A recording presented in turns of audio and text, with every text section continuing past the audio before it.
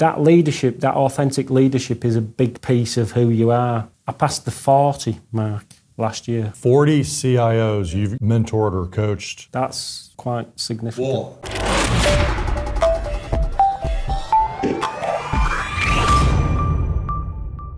And welcome back to CEO Tech Live, powered by Hexaware. I've got a treat coming your way today with Andy Haywood, who is Chief Modernization Officer over at Yorkshire Water, the water utility organization providing water to 5 million people. Andy holds a diploma of education and executive coaching from the Academy of Executive Coaching and an MBA with a focus in strategic management from the Open University. Previously, he was Chief Information Officer and non-executive director at the Furnace Building Society. And his career spans over 2 decades with board experience across retail, financial services, and utility sectors. He also served as Group Chief Operating Officer in Brown Group and Group CIO at Co-op with other leadership positions at Boots UK, Halifax Bank of Scotland, Asda, and Walmart. Holy smokes. Andy, welcome to CEO Tech Live. Is that me you're talking about? That is you, my friend. Meet yourself. Yeah, what a storied, great background. And a lot of interesting questions coming up for me today. First of all, what is Chief Modernization Officer and why should organizations consider one? My boss, the Chief Executive, we had a long debate about this, and we came up with a name because we wanted it to signal something to the organisation. So it's also a point of conversation. The number of people who said, "What the heck's a Chief Modernisation Officer?" And it gets the conversation going. Because at Yorkshire Water, it's definitely an organisation that wants to modernise and transform and go back to, this is the key, go back to being one of the best run water companies in the UK. So the modernisation was trying to get across, we need to transform, but we've done it before. So this is not some alien concept that your colleagues couldn't get behind, feeling of kind of, wow, we probably couldn't do that. We'd done it 20 years ago. So the modernisation word was very key, very deliberate, as well as I've had some merciless ribbing from my colleagues of what the heck is a modernisation? But yeah, so it's been one of the best things we've done actually, humour side, but equally sending a message to the organisation that we need to change, but that the organisation had done it successfully before. Well, this seems very intentional. And I think it's powerful for leaders to consider that in their titles because you may have CIO, CTO, but to have a Chief Modernization Officer sends a message that we're moving towards the future. But it's interesting because it's a utility, right? It's been around for forever. And you think about utilities modernizing, it's not something that's probably associated with utilities that often. So tell us a little bit more about that. Well, certainly in the UK, the regulatory environment is getting increasingly tougher and tougher. The political agenda and the ordinary citizens' agenda, they want cleaner rivers, even cleaner drinking water, wastewater, they want it taken away in a safe, friendly, environmentally sustainable way. So the whole water industry is really having to wake up and modernise and improve what they do, but as I say, in a very sustainably and environmentally friendly way. That's a key thing. With less resources, less or relatively less money from the regulator. So it's a very interesting time in utilities in the UK. Well, it seems like utilities worldwide could use a Chief Modernization Officer. Really, every organization should, to some degree. And one of the things I think we've done in the last couple of years is we're bringing balanced but more people in from other industries. I was talking to a compatriot of mine in another utility, and they just brought someone in from the aviation industry. Because I'm a big believer, as you started off reading all my war stories, that I've worked in many different industries, and I'd say 60-70% of those core leadership and management skills and experiences are all transferable. Probably 25%'s not. That's industry specific. So I'm a big believer in a balance. Of course, you need people who are experts, but people from other industries that can bring other perspectives, even an international dimension. So you're getting a nice, rich mix, skills, experience, diversity. So yeah, it's very interesting in utilities. Yeah, I love that. And I hope all utilities are taking note that having a focus on the modernization principle, not just keeping things going, but it's more regulatory globally now. Yeah. And we know things about water that we didn't know 20, 30 years ago. Yeah. And so clearly it's changed the direction of it. Yeah. And I want to take time to dig into your background a little bit more, but where do you think water is headed for the next decade or two? Well, I think it's going to be absolutely front and centre. As I say, certainly in the UK, it's gone from, it probably wouldn't have made the front pages of the news 2 or 3 years ago. It's not always for good reasons, by the way, but it's now a front page issue. They say the friends, associates, we all want cleaner rivers, no sewage spills and all those kinds of things. And I think, like I say, it's gone. I think it'd be an election issue. We've got an election coming up at some point this year, and I genuinely think it'll be a front page election issue. So quite an exciting time to be in utilities, believe it or not. But I think the other thing is, again, certainly from my perspective, technology again can play a huge part in all those things that we spoke about, from productivity to cleaner rivers, better environment. Technology, certainly without kind of going off beam too far, something called operational technology. So basically, telemetry. So we've got hundreds of thousands of devices, intelligent devices on all our networks, sending back, whether an asset's performing, it's underperforming, lots and lots of operational technology, as well as digital, and of course the other things, AI, all the buzzwords. Technology is going to play a fundamental part in utilities going forward. What do you think people would be most surprised about when it comes to the water industry and technology?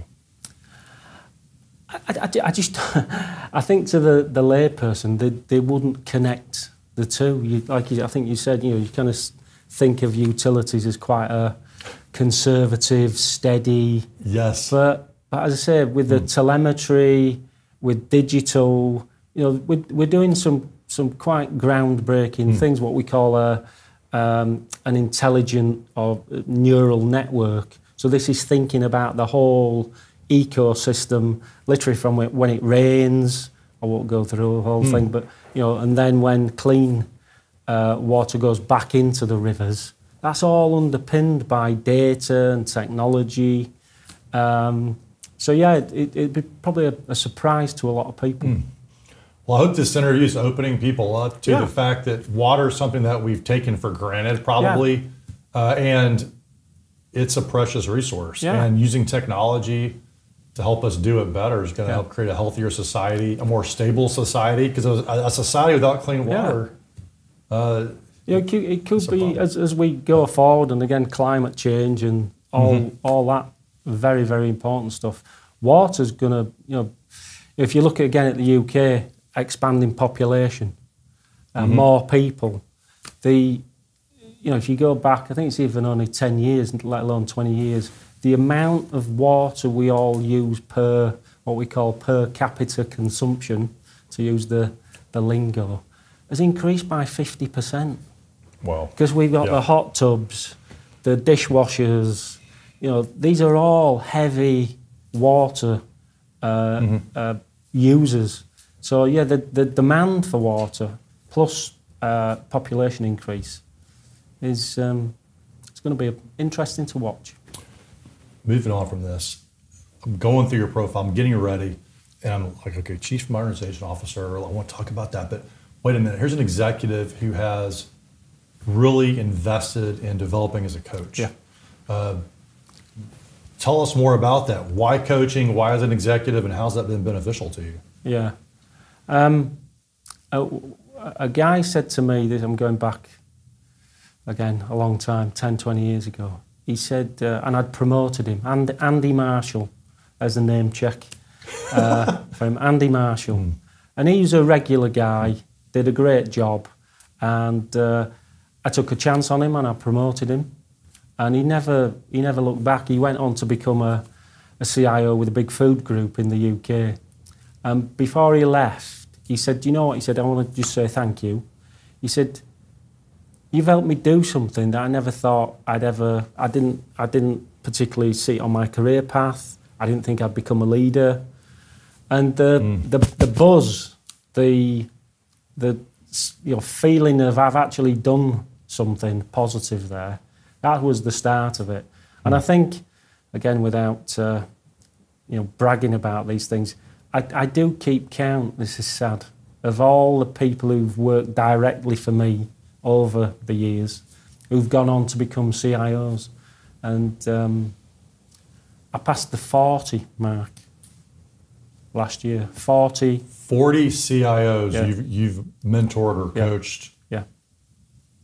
That's quite significant. Well, that is significant, and I got a chill hearing that. So you've probably connected some dots there.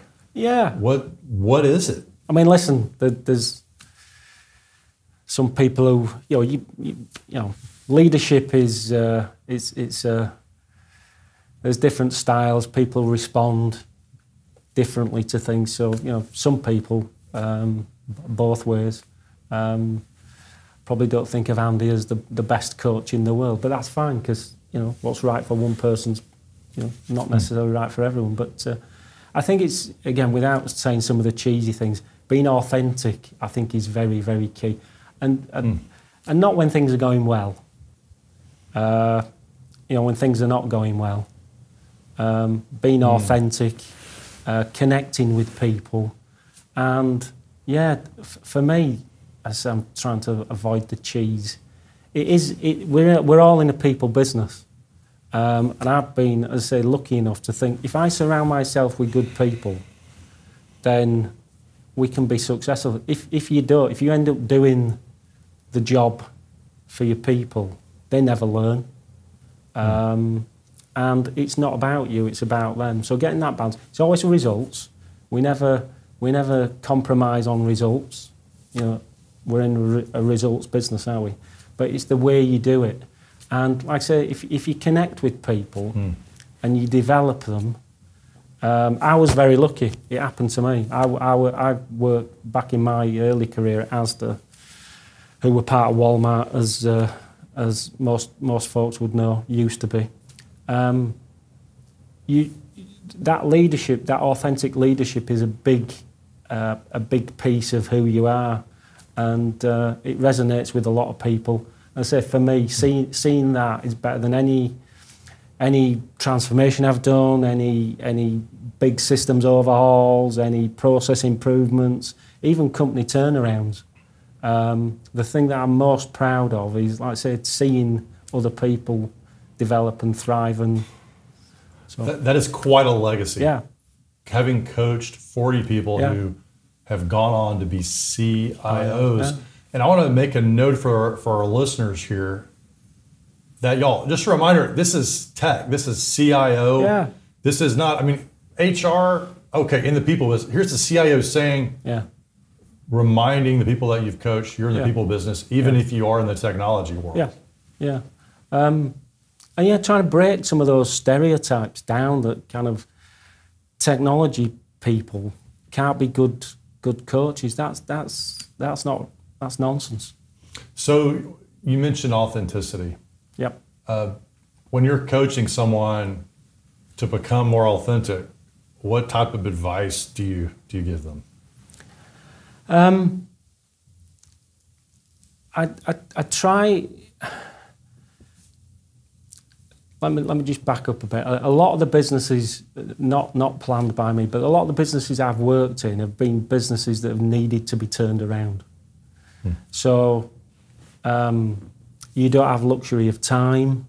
You don't have luxury of a lot of things that you take for granted when you're not working in a business that needs to be turned around. You don't have. So it's a great way of focusing for me and understanding priorities and what's important, what's not important, and getting that sense of cut through. So that's what I've brought to my coaching. As I say, I've been very lucky that I've worked with some of the best, and the only thing I've done is had an ear and an eye for people who do great things and try to copy them. So again, that's the kind of thing. Learn from the best. Yeah. It's dead simple. Yeah. When you boil it all down, it's dead simple. If you see and work, whether it's in sport or music or business, if you can recognise when you're working with someone really good, copy, turn it into your own way, but copy all the great things. And equally, when you work with some executives, we all have, who are maybe, not the best. Not the best. Sometimes. Learn. I honestly, you can learn as much from negative role models as positive role models. And I guess that back to you. That's the first thing.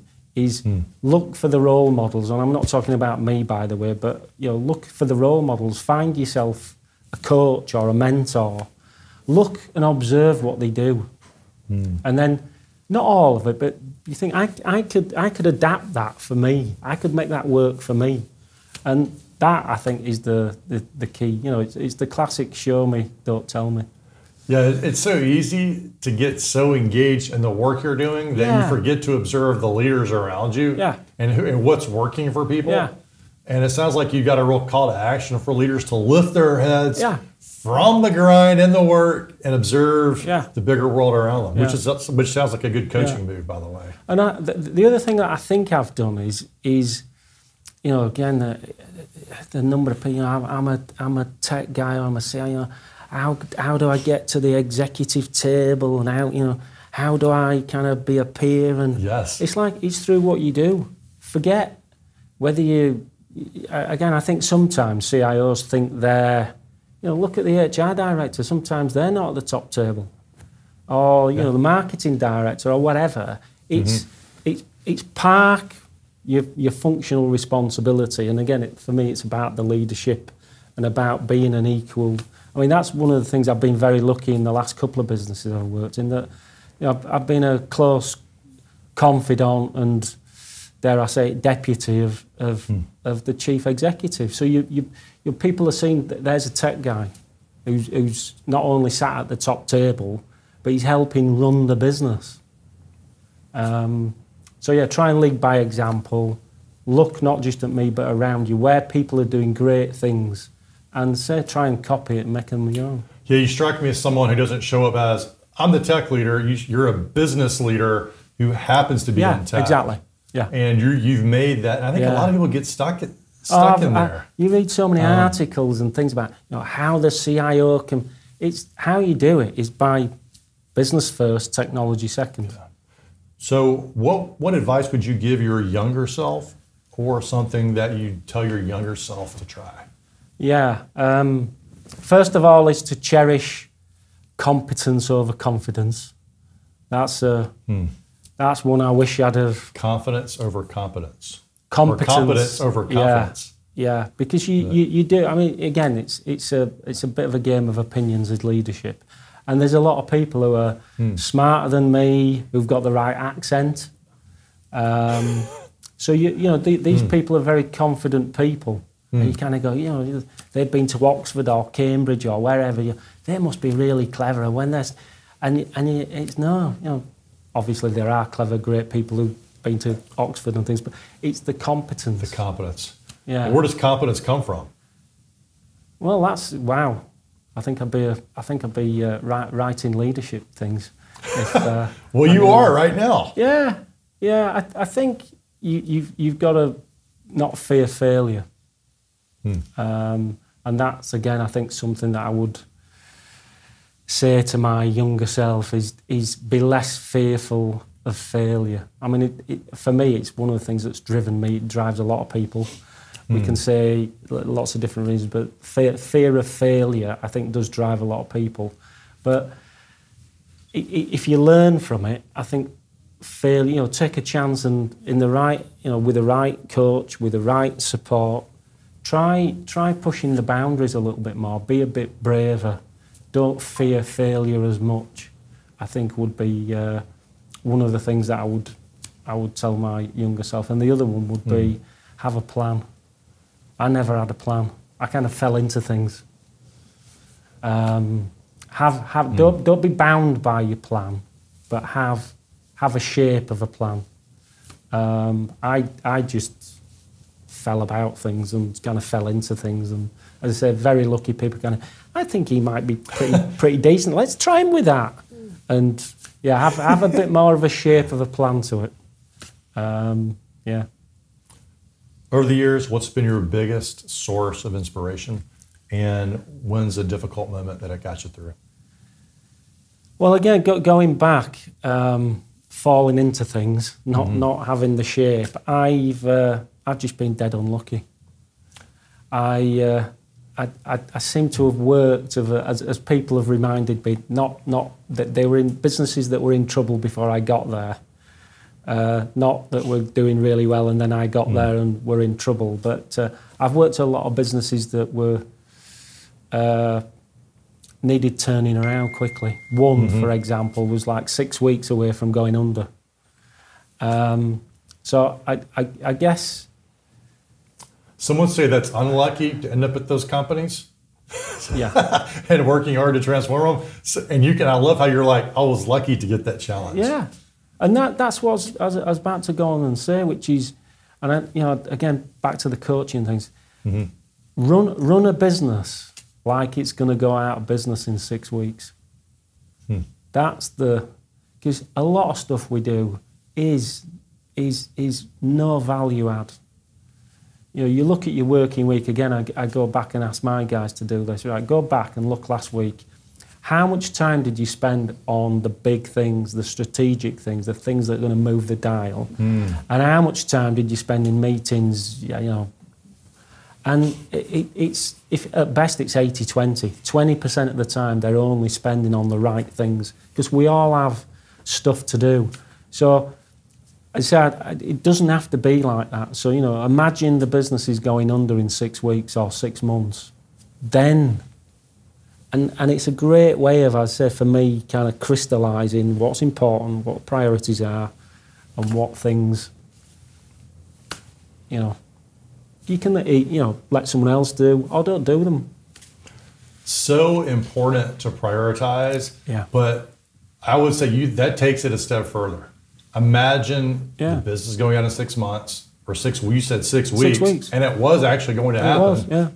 And it forced you to prioritize for your team. Yeah. And it's really a ruthless business, isn't it, to have to prioritize, because you have to let some things go that you would like to do. Yeah. But it's like patching the bottom line.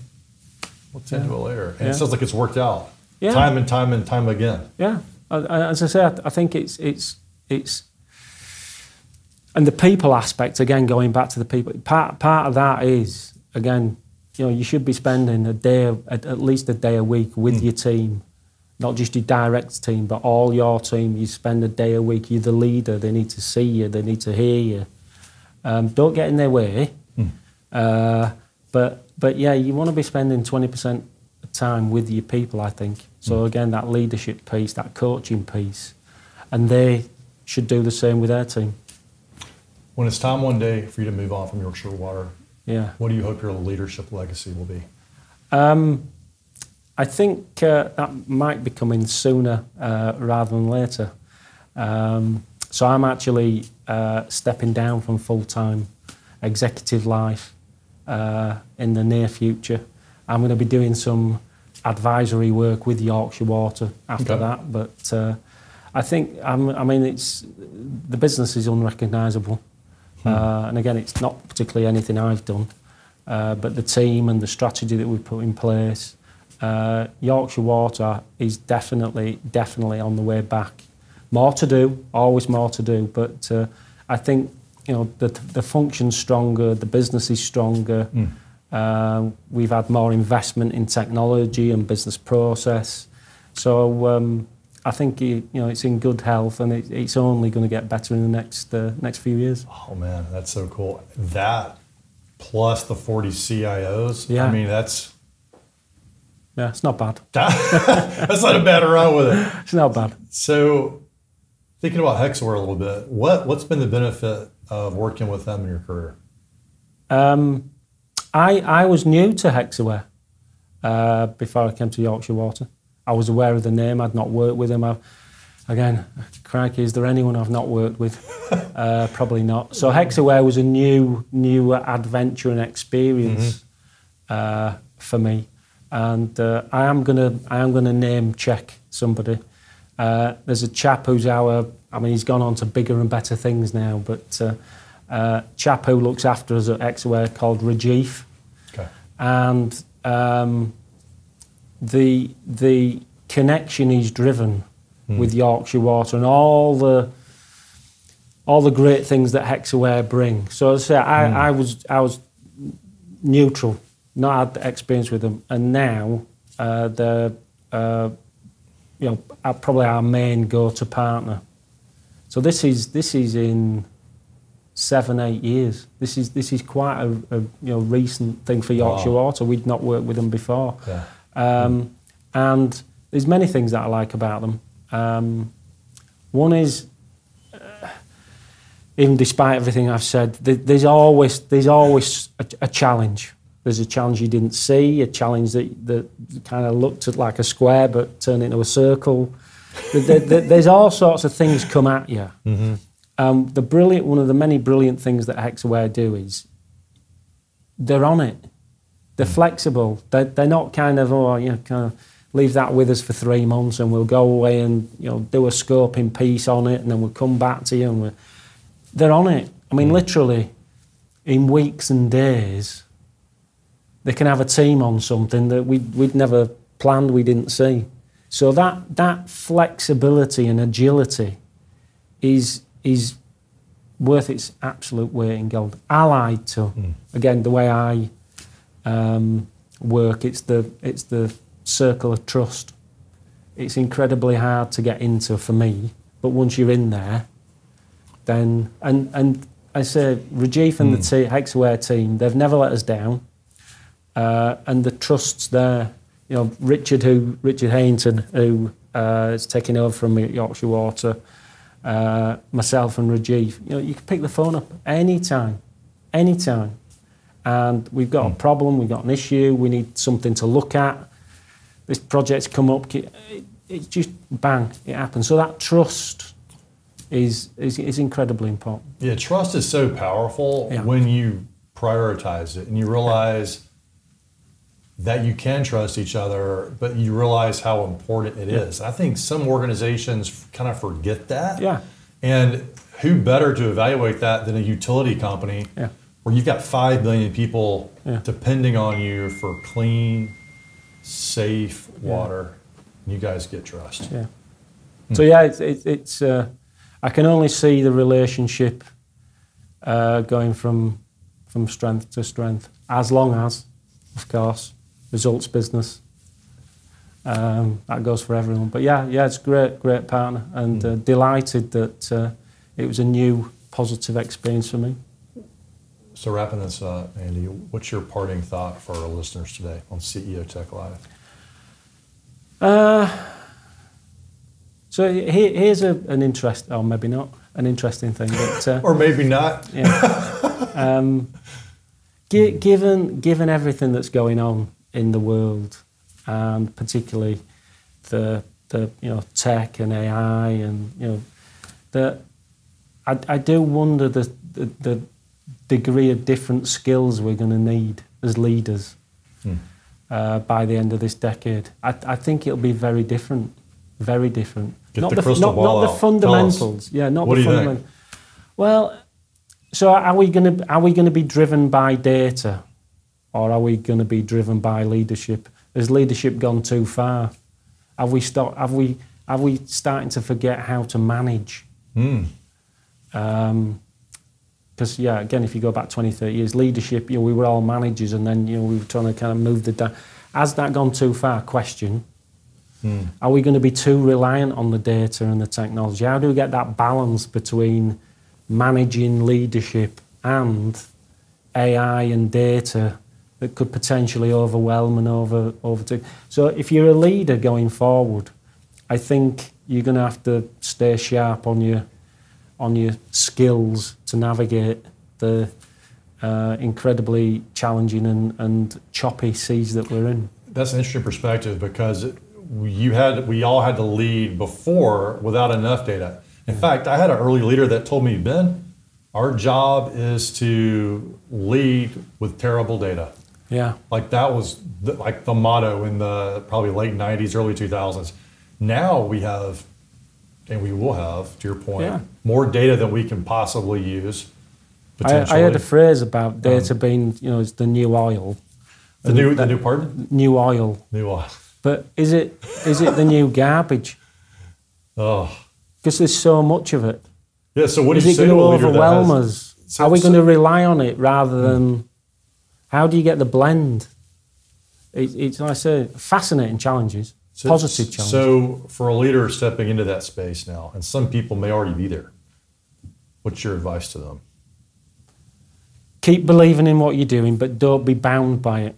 As I say, I think the world is changing. You've got to keep up with it. If you can't keep up with it, you're going to suddenly find it's left you behind. So stay sharp, stay focused, but be pragmatic and keep learning. Andy, thank you for coming on. See you. Thank you, Ben. A lot of fun. Been great. Thank you very much.